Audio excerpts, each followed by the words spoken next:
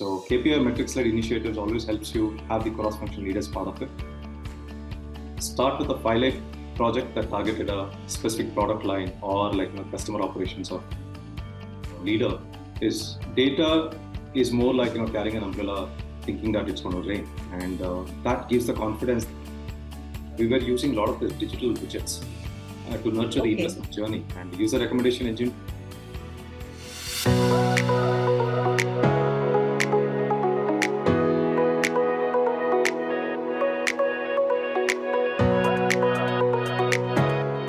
Hello and welcome to another episode of FaceTime with Leaders, brought to you by Directors Institute World Council of Directors.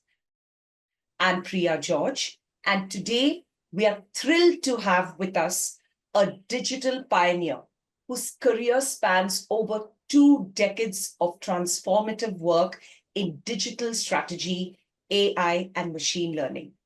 Recognized as one of the 100 most influential AI leaders in India, he has driven digital growth and operational excellence across industries.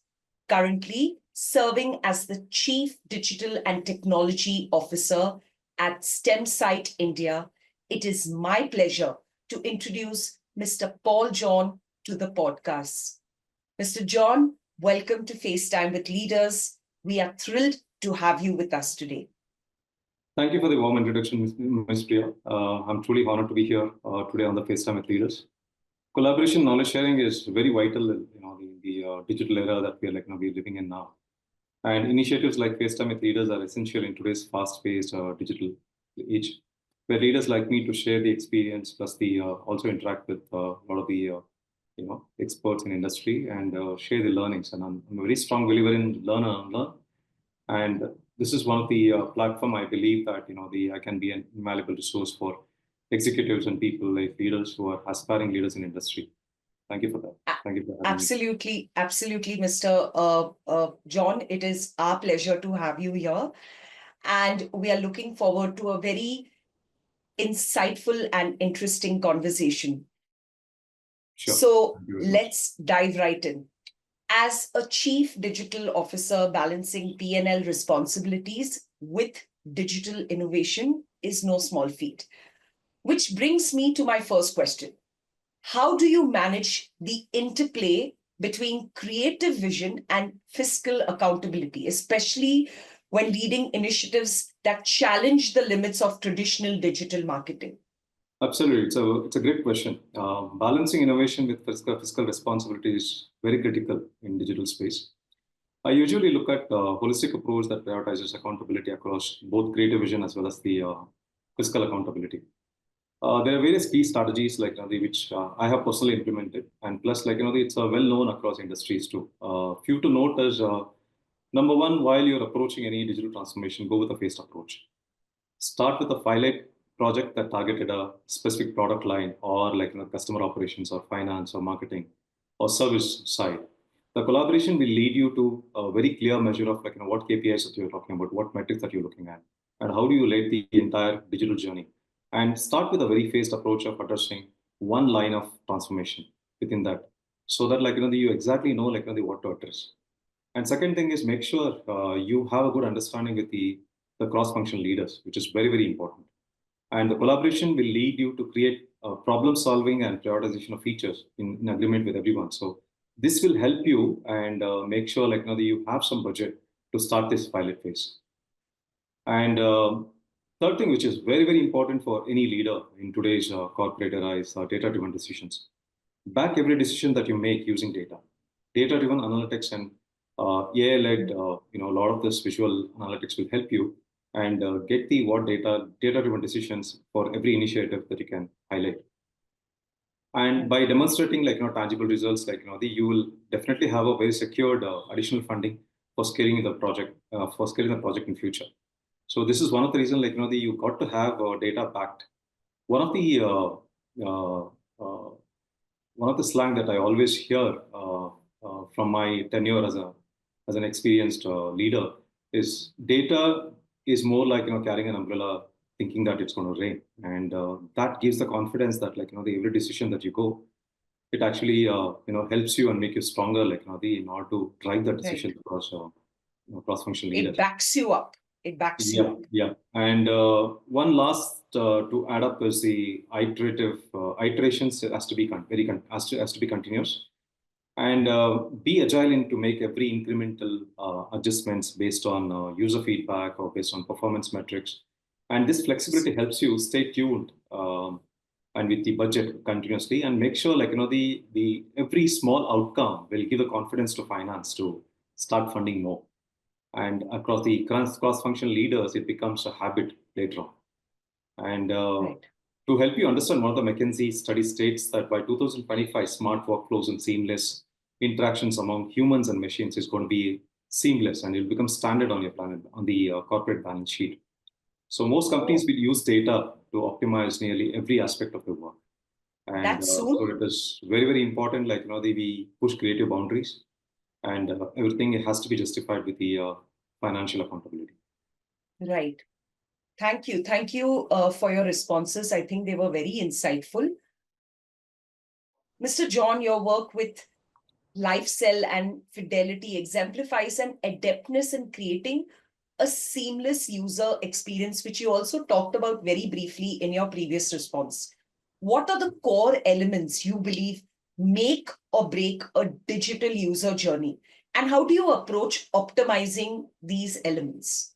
Yes, Fidelity and Lifecell, both these companies adds to around 15 years of my 24 years of experience. And seamless user experience has been a top priority across both these organizations. One is being the finance company, the other one being the healthcare company. And experiences are vital for both these organizations. And the few of the breaking digital user journeys are initiatives like user-centric designs. Users should be able to navigate through a platform effortlessly, and there should be a Agreed. seamless experience, from the onboarding to the engagement, and making sure they have a nurtured communications. From there, leading them to conversions, and so that upsell and cross sell, a lot of these things will come part of it. So it is very, very important, the user-centric design is the priority, has to be the priority, and for any organization, not just my organization. And second thing is personalizing the experience. And most of the Hmm. companies will definitely have the data of customers, with their demographics, with their purchase journey, with their social behavior, Surveys. surveys, etc. So yeah, I think it is very important use all this data. You have technologies today like machine learnings, which will help Hmm. you create this recommendation engines, which will ensure there's a seamless journey for a customer whoever comes to your platform. It's very, very important. And at the same time, Right. the customer experience has to be employed has to be employed very well across every part of the journey, wherever they navigate. And there are many ways, there are a lot of techniques, which you can utilize, like card sorting or tree testing to optimize the navigation journey. And also, Hmm. when it comes to personalization, it is you could use in Fidelity. We were using a lot of the digital widgets to nurture the Okay. investment journey, and user recommendation engine to improve navigation with relevant content, then industry insights, and a lot of the market insights to be used to bring in to suggest the user that you're taking the right decision, providing the Correct. personalized with the widget so that where he can play with what kind of investment that he has, and how he's going Hmm. to invest, and and what is the outcome for, let's say, for when kids are in college, or when he's in retirement. So these are very, very important, they provide that kind of a personalized experience. And apart from this, Right. the feedback loop is very, very important. I would say that Hmm. continuous improvements is essential for optimizing user journey. Use mechanisms like collect feedback from through surveys, and you have a lot of digital tools today which gives you heat maps. You have a lot of analytics, the which platform-led analytics. You have customer analytics, which will help you, launching a new feature, how it performs, how it's performing. What are the gaps, which you need to address? And one of the instances, I want to share with the life, with respect to lifestyle journey, Sure. where we launched one of the new feature for the lifestyle, and Okay. we closely monitored user interactions and made adjustments based on their feedback, and leading to enhance a lot of this journey-based approach. A simple thing is there's someone who's coming for healthcare on the predictive side, or preventive, for example, preventive side or the predictive side, and we got to make sure the service that he has purchased with and how we can stick the journey with with this lifestyle, and with this health, overall health as a Right, right. So your approaches, I think they definitely highlight the importance of putting users at the heart of digital strategy. Mr. John, your contributions in digital commerce have influenced both customer experience and financial growth. So, how do you approach the challenges of integrating digital platforms with existing systems while ensuring a positive user experience? Yeah, thank you for highlighting that. Integrating digital platforms with existing system is one of the key challenge for any leader, like who are as a CDOs or CIOs in industry. And a positive user experience is indeed a significant challenge, which you'll have to integrate across various departments and various systems, and data has to come together in order to address this need. And certain things like, as I already mentioned, user-centric design is very, very important. And how do you bring the user-centric design is combining your marketing, the sales, the service, and also the operations all together, and with the finance, to ensure their invoices, orders, and all these things are pretty much well laid out for them to have that experience. And in order to achieve this, and APIs for connectivity is very, very important, and all the systems has to be seamlessly integrated.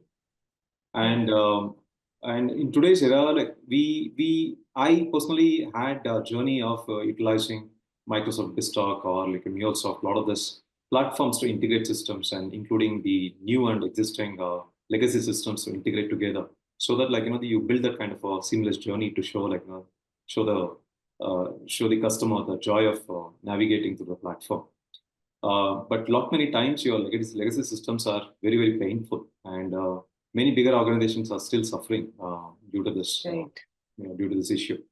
And platform as a solution, I think today's era, you have a lot of advanced technologies, including platform as a solutions. If you look at Microsoft Logic apps, which is part of the platform, for example, and many of those things, they will help you, to achieve this seamless integration across systems, and make sure, your systems are fine tuned with well laid out strategies, considering the KPIs and metrics. That's very, very important. If not, the integration becomes very painful. Looking at all aspects of the systems, and this is one of the reasons I always suggest you go with the KPI metrics based. And again, this stressing on the point that I have that understanding across the cross-functional leaders, and define what are the first two KPIs or three KPIs which you're going to target in order to address this. And that's how you define these are the systems that you want to integrate. And apart from this, training and support, very comprehensive training sessions are required across once you integrate the systems, and make sure every user and who are working across the systems to follow those guidelines in order to make sure it is well laid out. And in Lifecell, to share one of the example is where we integrate our commerce platform with the market and sales automation platform, and with the financial system plus the lab information system, where the entire journey of the customer is they're trying to show us a seamless across the once they log in, once they onboard. And while doing this, I think it is customers do come across their portfolios, and there are a lot of gaps which you get to see the pain points, what they're going through. Could be some of the reports are not there, some of the reports are not in the format, and a lot of the legacy systems will cause you trouble in terms of the integrating the formats differences with respect to different systems. And which is very, very important. That's one of the reasons.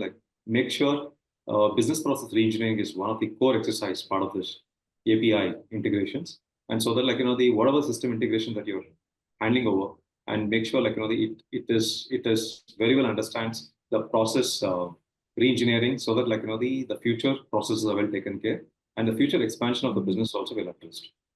Right, right.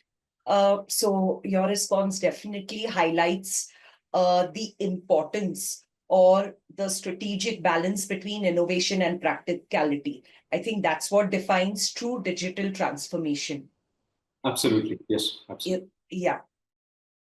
So, Mr. John, with your leadership in digital transformation, how do you view the role of ESG and corporate governance in ensuring ethical AI use and sustainable digital strategies across industries?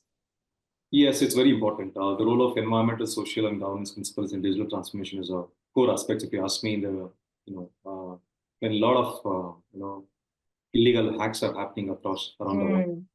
And from my perspective, effective governance plays a crucial role in promoting ethical AI use, and which is very, very important. And especially, to name a few important points, is one is establishing ethical frameworks. The ensure AI initiatives are aligned with the broader ethical and societal values. And ethical standards has to meet some of the guidelines, which is laid out from the council or committees focused on, evaluating the AI projects to ensure they are fair, transparent, and discriminatory. And the second thing is transparency and accountability for any industry, which is very, very important. And this is particularly important for industries like finance and healthcare, because so far my experience is with these domains. But I'm sure every industry, whoever is dealing with customer-centric approach, I'm sure which is very, very important to have this well laid out. And sustainable practices are very, very important, which includes evaluating the environmental impacts of data storage and energy consumption of data centers, for example, and also the overall carbon footprint of digital operations. Adopting energy efficient technologies and practices are very, very important in order to have the sustainable organization with all the illegal hacks that are happening around the world. And regulatory compliance and risk management, and also the continuous improvement of AI systems and digital strategies, which is ESG governed. I think it's a core objective. And regular audits and evaluations also help organizations remain committed, to some of these ethical practices, and to make sure an organization sustains from future. To add my experience, I think, to instance, in finance, where I work with Fidelity, ethical AI can enhance risk assessment models while protecting consumer rights. And in healthcare, coming to Lifecell, in healthcare, responsible data can usage can improve patient outcomes and privacy. And these are very, very important fundamental things like IT, healthcare, and finance do expect. So you've partially answered my next question, which is basically, given your thought leadership in the AI and machine learning domains, what potential do you see for AI in revolutionizing customer engagement in the healthcare sector? So could you add a few more points? Absolutely. There are a ton of examples. There are a ton of examples in the healthcare, which the organizations have already scaled it. And there are a lot of examples where some of the enhancements like digital twins are already happening. And I think it's healthcare is most happening space today. And it's very immense and exciting, if you ask me. I think it's to name a few of well-known achievements or the scaled initiatives across is one is personalized health management. The AI can be employed, analyze vast amount of patient data, and suggest and using their social or the demographic data, and plus the history of the patient history, plus and genetic information. Today we are able to provide patients the upfront information about how to improve or being adhered to treatment protocols, or how to change some of their lifestyle, so how it impacts on their health. A lot of this are pretty much possible. And coming to chatbots and virtual assistants, for example, which makes a seamless communication between the hospitals, the doctors, plus the patient, and plus clinics. A lot of these things can be integrated. And the chatbots makes it more and more easier for patient to navigate and quickly get into the solutions. Understood. And the predictive analytics, for example, can enable health systems to reach out to patients proactively and offering interventions or educations to mitigate risk. And enhanced patient communication is one of the most important thing, which many of the times, as we patients, when we go to these doctors or hospitals, and we don't have what next to be done, how do we go about it? There are no certain triggers, which helps me, find out, what do I do next? How do I take care of my health measures and monitor regularly on a daily basis? Which is a lot of those things are today, which is driven using the wearable devices, and which is a bigger initiatives to make sure the patients is well comforted.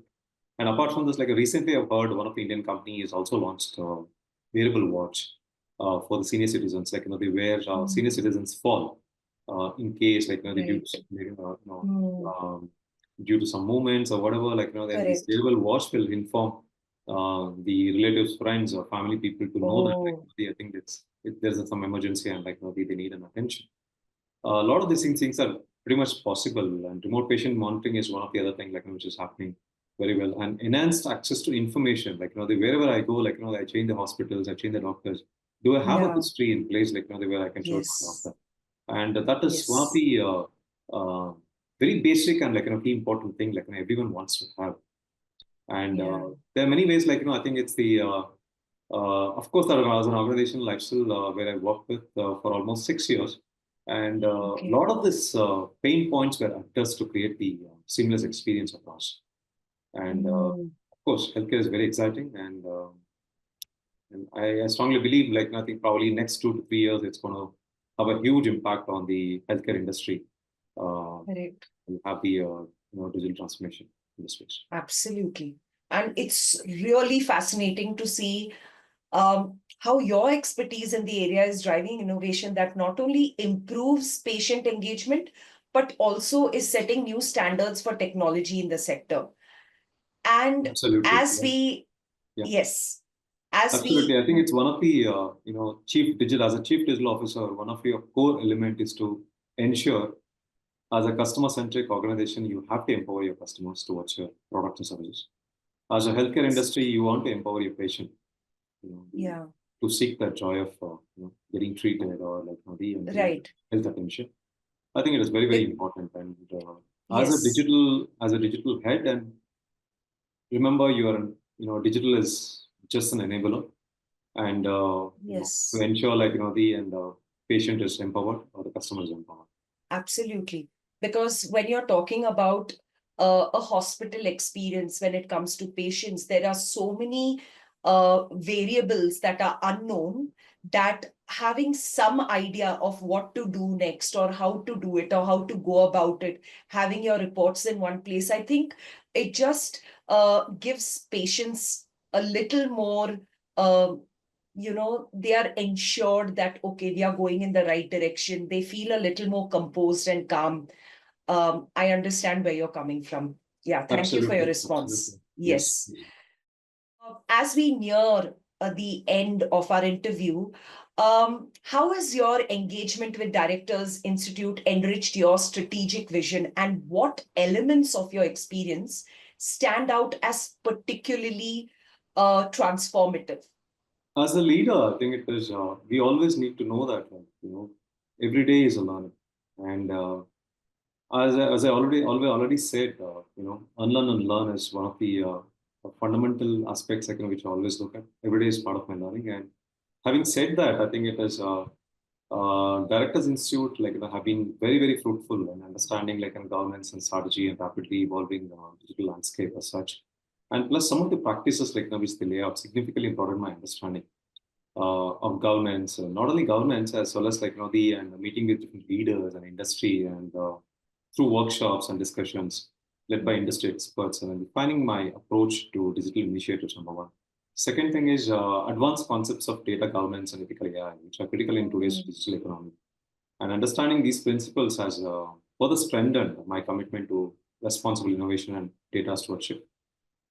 I now advocate for best practices in data management within my organizations, ensuring our digital initiatives not only drive growth but also uphold these ethical standards. And having said that, I think this is one of the turning point in my career to have this Director Institute contribute to my career, as well as to make sure I empower myself as a better leader in this era of technology or digital transformation, where it is happening. There's so much, and you don't have a control of what's happening where, as long as unless you have a daily update of or keep yourself updated with the trends that's happening in the market. And with all this thing, the risk is something that the bigger thing to address to you. And And this kind of a platform, like Directors platform, will help you to scale up further and make sure that you're well prepared for the future. It's clear from our conversation today that you are a lifelong learner despite having decades of experience.